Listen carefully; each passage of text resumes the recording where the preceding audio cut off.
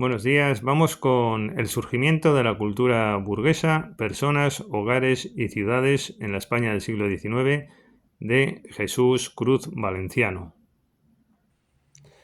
Bueno, este libro estudia la evolución de los estilos de vida de la burguesía española a lo largo del siglo XIX. Es un enfoque interesante porque el arte contemporáneo, además, parece partir de una cierta antipatía hacia el fenómeno del placer estético que se asocia a la burguesía, a lo burgués, al pasado, y destaca Cruz cómo va progresando también numéricamente la burguesía en el siglo XIX y cómo se va desarrollando aquella en relación con el nuevo concepto antropológico de cultura que surge tras la Ilustración, citando a autores como Cohen o Gertz. Se va desarrollando una nueva urbanidad, un ideal de civilidad, de mecenazgo, un desarrollo del gusto determinado, una idea de sociabilidad y de urbanidad y de embellecimiento. Bueno, pues como decía, estas son las notas que yo me tomaba sobre este libro. Es interesante ver la cultura burguesa porque, sobre todo hoy día, si hay un enemigo en la cultura actual, protagonizada por ciertos elementos de opinión, es la burguesía. La burguesía es el centro de todos los males, es con lo que había que acabar y el modelo cultural del presente consiste en un modelo que ante todo lo que quiere es erradicar la burguesía. Se dice por algunos que se trata de que el artista no dependa de lo burgués. Y eso era el empeño. Había una especie como de resentimiento por parte de los nuevos, de los de la politización de la estética, etcétera, un resentimiento hacia todo esto de lo burgués, pero además ha sido una opinión constante. Ahí estaba Flaubert y estaba Clarín y estaban todos atacando lo burgués. Yo me sumo también, como no, a esa tendencia progre, pero porque en ese momento creo que estado de la hipocresía social burguesa no estaba bien, pero creo que lo que ha venido ahora, igual que digo una cosa digo lo otro, lo que ha venido ahora es todavía peor que la sociedad burguesa, porque lo que ha habido ahora es la nada, lo que hay ahora es la nada, que es destruir lo burgués para no traer nada, y en plan cultural pues hemos suprimido las fuerzas vivas sociales que quizás yo creo que se podría rescatar mucho de lo que había antes, dándole otro carácter, ya no ese carácter hipócrita, etcétera, pero esto de la proletarización de la cultura y de la sociedad creo que no ha traído nada. Miren los resultados, no hay fuerzas vivas sociales en lo cultural, lo único que hay es personajes de oficina de un lado a otro y el complemento de la oficina de nuestro trabajo, es decir, que sería la cultura, pues ha desaparecido porque hoy ir a un teatro no tiene ya la fuerza viva de otras épocas, ni va gente allí de socialmente relevante, que también hoy es un atractivo, no digo que el único. Bueno, pues por eso nos interesa también ver este libro. Vamos a ver las notas que yo me tomé en su momento. Se destaca cómo el hogar pasa a convertirse en uno de los principales instrumentos para establecer la distinción social. Todo esto es lo que le han dado y dado, ¿no? Los nuevos, que no puede haber hogares donde haya cultura, al parecer, ni todo eso es burgués, todo eso es anacrónico, es viejuno, es no sé qué. Bueno, esto ha sido una tendencia, y esto es verdad que tenía algo de malo, pero posiblemente no tanto como se dice hoy día. Podemos hablar así de la cultura, lo que es una cultura desarticulada, la que tenemos hoy día, porque se ha acabado con todo esto y por eso ya no hay gente en los conservatorios, ni hay interés, ni hay autodidactismo, porque había que acabar con lo burgués, ¿no? Bueno, vamos a seguir con esto, que es un libro descriptivo, pero me sirve a mí para lanzar dinamita y ya está, ¿no? Bueno, pues podemos hablar así de la cultura de la domesticidad, ambientes domésticos, burgueses, que están en la base del nacimiento del hogar burgués. En el hogar se encuentran, por tanto, una buena cantidad de elementos simbólicos útiles para determinar los componentes de la nueva identidad burguesa. Esta concepción, como he sabido, fue criticada por los marxistas, digo yo aquí, pues, y tanto, ¿no? Les estaba contando yo antes. Y fue objeto de ataques por muchos escritores, lo sabemos también, ¿eh? Las casas construidas en los nuevos ensanches tenían los elementos necesarios que requería el estilo de vida burguesa. Se procuraba, en la medida de lo posible, un lujo y un ornamento en las distintas habitaciones. Esto lo cuenta este libro, es muy interesante, ¿no? A modo de anécdota se cuenta que una tienda de objetos de regalo llamada El Buen Tono de Madrid reflejaba los modos y estilos de vida burgueses. Sobreviene la cultura del consumo, en parte como consecuencia de esa tendencia humana de asemejarse al estilo de vida superior. Sí, porque claro, es que después todo el mundo quería ser así también, el que podía, claro. Tendencia favorecida evidentemente por la industrialización y el mayor dinamismo económico y social en Cataluña, o el capitalismo agrario característico de Castilla la Vieja. Se va desarrollando así la idea de moda en torno a las clases medias mediante revistas, por ejemplo, principalmente en las ciudades, aunque el campo sigue siendo predominante. Va surgiendo una cultura del entretenimiento. Se produce una transición entre aquella vieja sociedad en la que el consumo de alta cultura y el entretenimiento quedaban restringidos a un grupo reducido socialmente hablando, y la moderna sociedad de masas, en la que la cultura y el ocio son productos básicos del consumo. Esa transición la protagonizaron las nuevas clases medias a lo largo del siglo XIX. Es más, fue la burguesía victoriana el grupo social que impulsó la transformación de la cultura y del entretenimiento en un producto de consumo de masas. Dicho de otra manera, lo que en la actualidad denominamos sociedad de ocio fue en gran medida una creación burguesa y por consiguiente constituyó una parte esencial de su experiencia histórica. Como hace algunos años resaltara Thompson, la historia del ocio está directamente ligada a la historia del trabajo y de la productividad. Bueno, esto es cierto que contribuyó también lo burgués y esos afanes que tenían, y además esa traslación de esa visión a que se incorporara posiblemente más gente en ese ideario, esto contribuyó, como digo, pues a estos nuevos escenarios del presente, pero qué duda cabe que han sido también, creo, otros factores los que han contribuido igualmente o más, ¿no? Es decir, lo burgués sí, en tanto en cuanto se expande y ha contribuido como antecedente, pero también esos otros elementos de los movimientos sociales, la politización, el marxismo, etcétera, todo eso ha contribuido también a unos nuevos valores en lo cultural y en la soberanía pop que tenemos actualmente. Bueno, sigue explicando Cruz Valenciano que las clases medias, antes que las clases trabajadoras, experimentaron el beneficio de los cambios producidos por la industrialización en relación con la distribución del tiempo productivo y a la disponibilidad de excedentes de capital para el consumo. En un principio, el poder disfrutar de los placeres del entretenimiento dispendioso y de la alta cultura era una forma de emular a la aristocracia. De ahí que cualquier tipo de actividad relacionada con estas prácticas sociales constituyera una inversión rentable de capital cultural. Asistir a la ópera, por ejemplo, estar presente en la inauguración de una exposición, pasar las vacaciones en el balneario de moda o formar parte de una tertulia literaria o artística eran actos que proporcionaban una cierta distinción social. ¿Cuántas obras literarias, digo yo, reflejan estos hechos?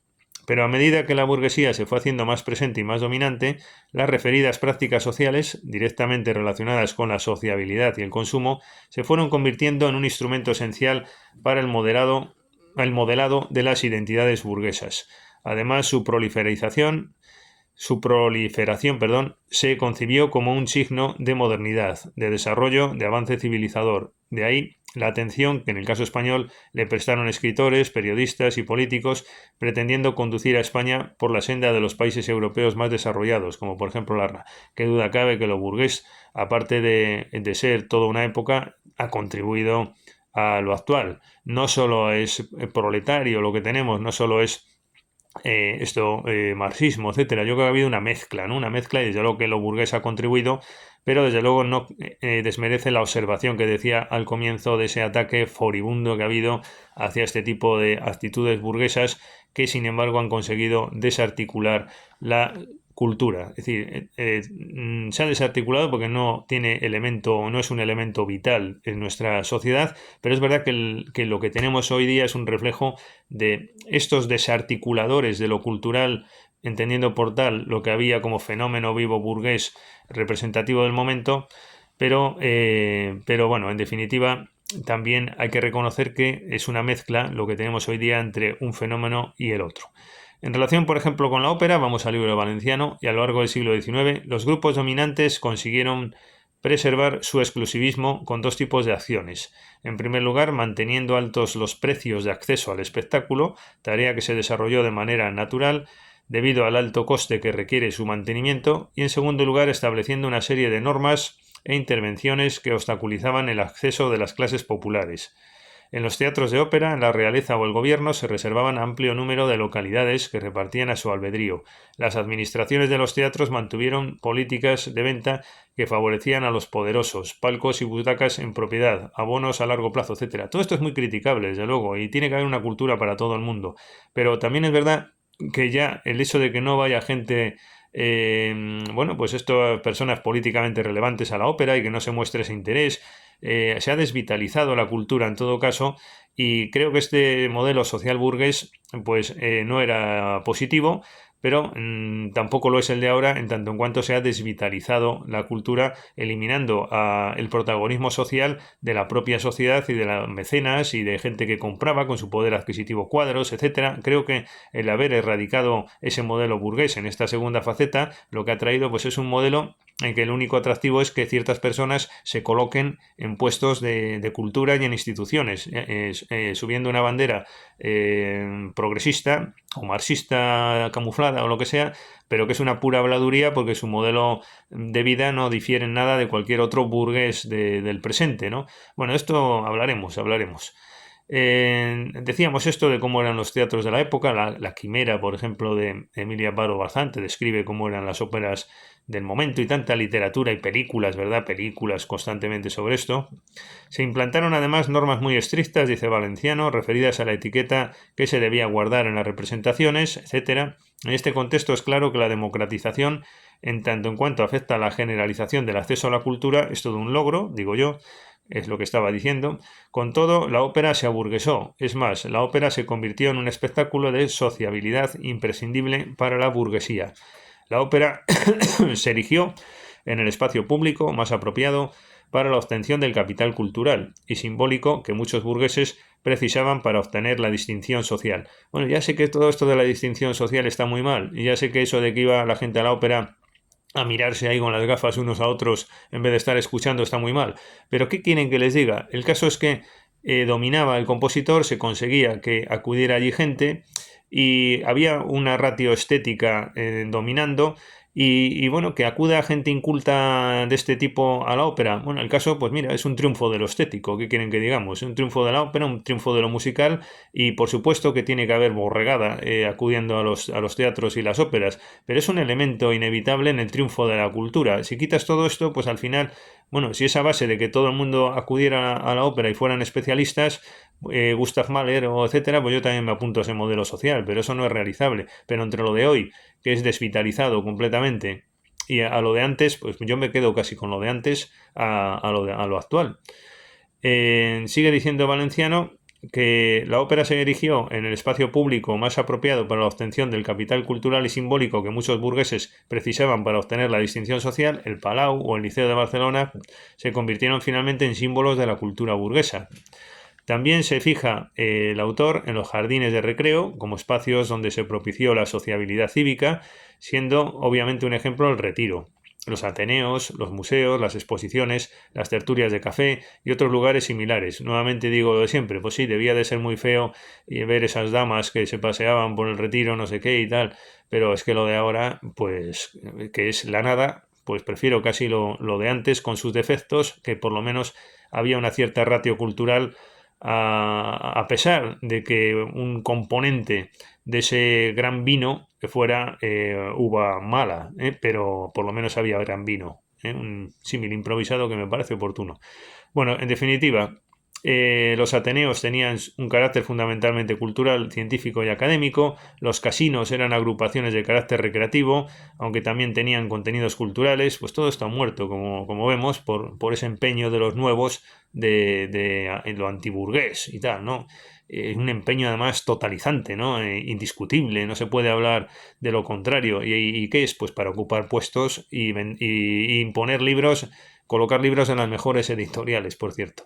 Bueno, los primeros casinos surgieron como iniciativas civiles propulsadas por grupos de ciudadanos independientes que en general integraban una tertulia. Así, por ejemplo, el de Madrid, cuyo nacimiento se sitúa en una conocida tertulia que se reunía en un café que se situaba en los bajos de una casa contigua al antiguo Teatro del Príncipe, hoy español, cuyos asiduos decidieron dotar de un carácter de permanencia a estos encuentros, otorgando una cierta imagen identitaria cultural a la burguesía en este contexto previo a la masificación que estamos recordando. Bueno, pues aquí tenemos, como digo, este libro que no tiene nada que ver con las ideas que yo he dicho. Bueno, sí tiene que ver porque yo me baso, entre otros, en este libro que me permite una descripción de la cultura del momento y de la sociedad del momento, pues para exponer mis propios planteamientos. Pero en este libro lo que el lector puede consultar es cómo era esa cultura burguesa, socialmente viva, con muchos defectos, pero que no sé si compartirán mi reflexión subjetiva con más ventajas que desventajas, diríamos a peso, en comparativa con lo que tenemos hoy día, que es ese modelo que no ha traído nada positivo en lo cultural. Pues nada, hasta el próximo vídeo. Muchas gracias por su atención.